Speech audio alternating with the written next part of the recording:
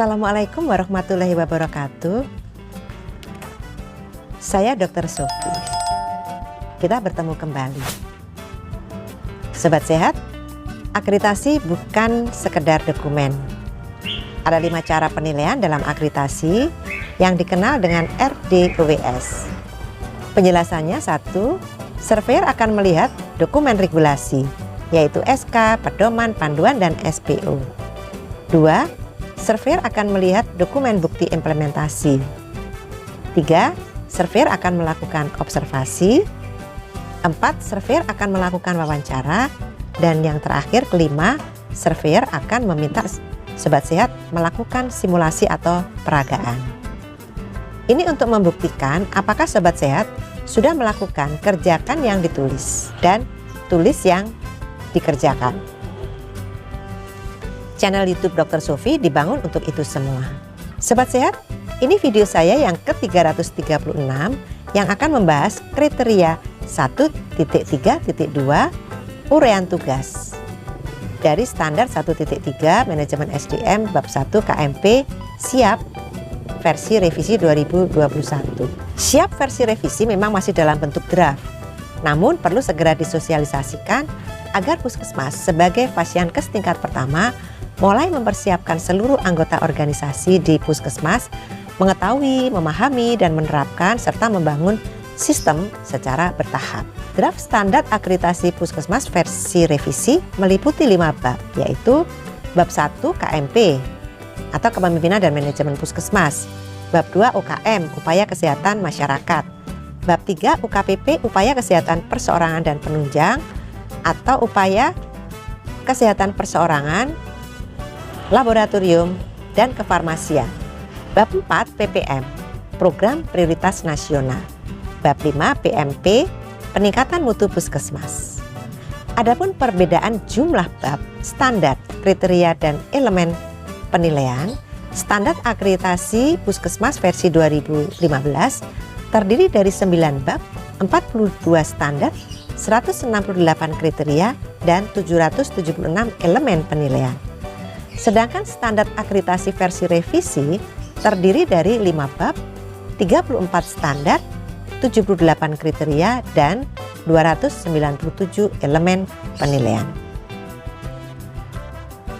Kalau dilihat dari jumlahnya, kelihatan lebih sedikit. Namun, pada versi revisi ini ada banyak materi baru dan yang disempurnakan. Materi baru dan yang disempurnakan pada siap revisi bisa kita lihat pada slide di video berikut ini. Adapun materi baru dan yang disempurnakan pada siap versi revisi meliputi 1. Indikator mutu, 2. SKP dan PPI, 3. MFK dan K3, 4. Germas, 5. UKM esensial, 6. PPN, 7. PIS-PK, 8. Area prioritas, 9. Penilaian terhadap Dinas Kesehatan. Materi baru tersebut terintegrasi dalam proses manajemen puskesmas melalui P1 atau perencanaan, P2 pengorganisasian dan pelaksanaan, dan P3 pengawasan, pengendalian, dan penilaian atau PKP. Seperti sudah kita bahas pada video sebelumnya, bab 1 KMP terdiri dari 6 standar.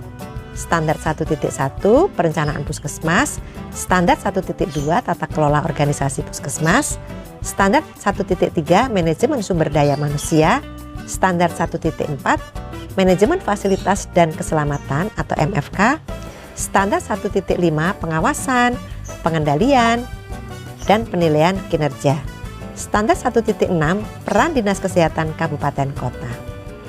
Sobat sehat, kita telah membahas 2 kriteria dari standar 1.1 perencanaan puskesmas, yaitu kriteria 1.1.1 penetapan layanan pada video 329. Kemudian kriteria 1.1.2 akses pengguna layanan pada video 330.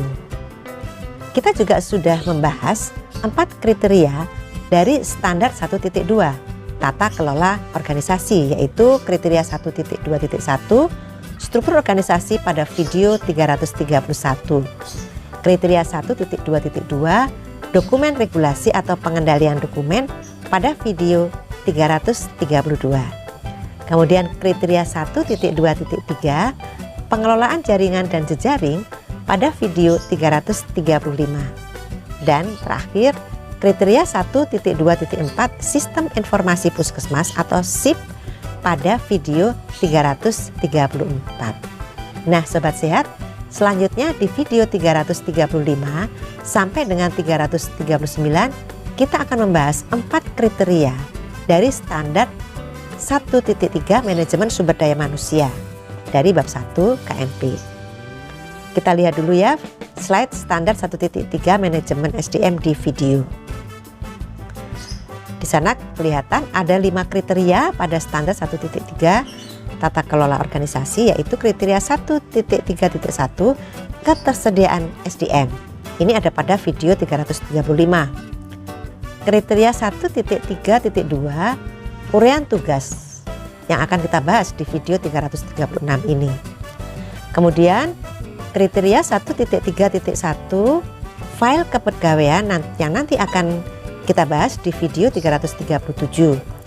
Kriteria 1.3.4 orientasi pegawai yang akan kita bahas pada video 338. Kriteria 1.3.5 penyelenggaraan K3 yang akan kita bahas pada video 339.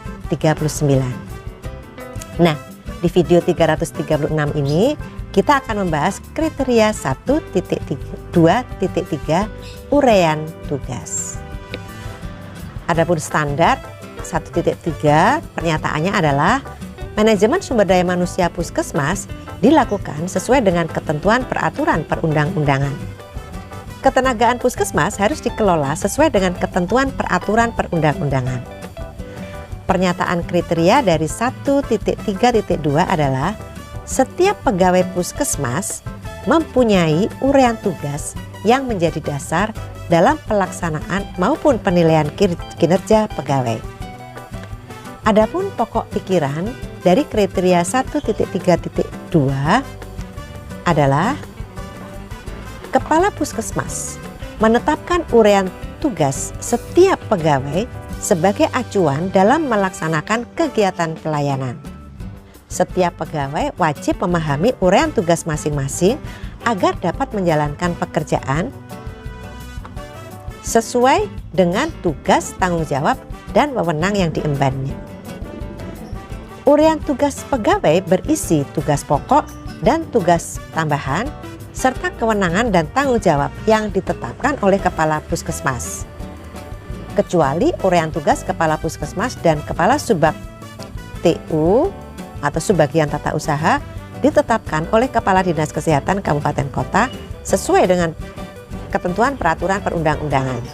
Kepala Puskesmas dalam menetapkan tugas pokok memperhatikan A. Jenis layanan yang disediakan di puskesmas. B. Jenis-jenis kegiatan yang menjadi tanggung jawabnya puskesmas. C.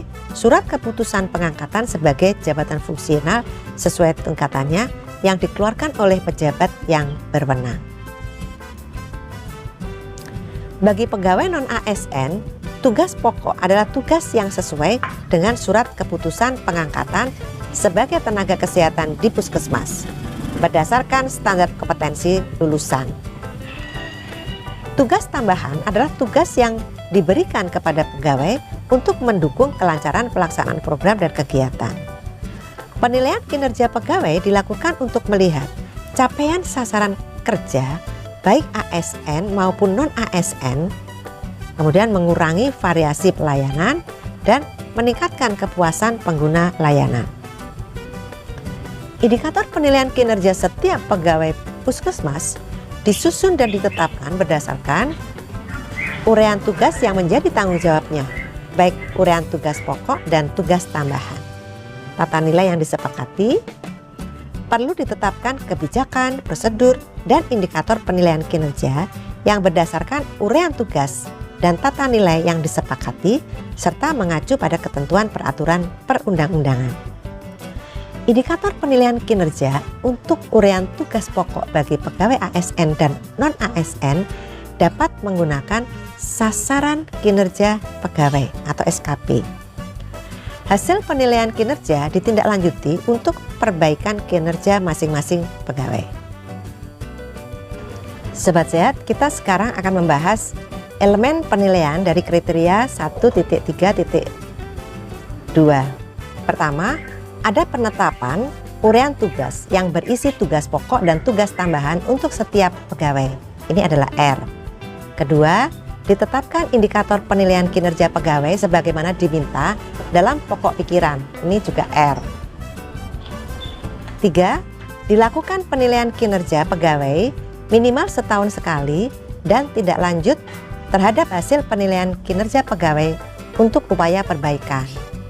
Ini D dan W. Sobat Sehat, selanjutnya kita akan melihat satu slide yang menjelaskan apa yang perlu Sobat Sehat persiapkan untuk memenuhi kriteria 1.3.2 EP1, 1.3.2 EP2, dan 1.3.2 EP3. Dari slide tersebut dapat dilihat yang harus dipenuhi dalam elemen penilaian 1.3.2 EP1, EP2, dan EP3 adalah SK penetapan uraian tugas, SK indikator kinerja pegawai, dokumen hasil penilaian kinerja pegawai, dan rencana tindak lanjut. Sobat Sehat, silakan melihat secara lebih rinci pada draft lampiran 1 Permenkes RI tentang standar dan instrumen akreditasi puskesmas edisi 2 versi tahun 2021. Demikianlah Sobat Sehat, di video 336 ini kita telah membahas kriteria 1.3.2 uraian tugas dari standar 1.3 tata kelola organisasi bab 1 KMP siap versi revisi. Kita akan bertemu kembali di video 337 yang akan membahas tentang kriteria 1.3.3 file kepegawaian. Sampai di sini dulu ya. Semoga selalu sehat. Wassalamualaikum warahmatullahi wabarakatuh.